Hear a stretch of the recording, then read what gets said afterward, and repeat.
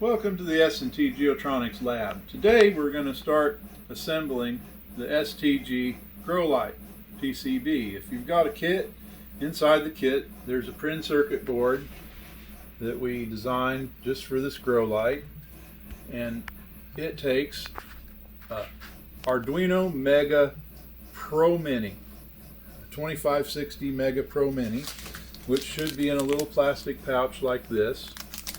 And this is the brain for the unit. And we're going to start assembling this. The thing I like to do first is get my pins soldered onto my Pro Mini. And I take and set my pins up on the Pro Mini and get the pins in there and make sure they fit like that. Sometimes they're tighter and sometimes they're looser. This one's nice and tight. And I'm going to put the pins that we're going to use in the Pro Mini. That one's not as tight. And then this little dab of pins here. And now I'm going to take and fit this into the PCB as very carefully as I can. There's no real way to do this without looking sort of clumsy, because there's so many of them and they're loose and wobbly.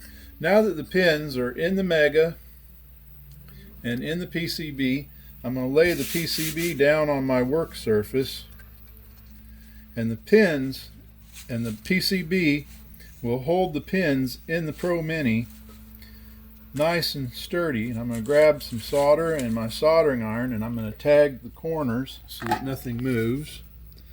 I'm going to tag this corner by soldering this one pin like that, and then I'm going to come down here. I'm going to put my finger on there to hold it down nice and snug. I'm going to get this pin that's catty corner on that set of pins. And I'm going to grab the one next to it, which is on that little set.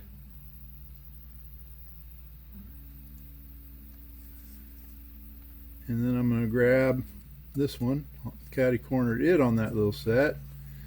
I'm going to come over here and get this far outside one.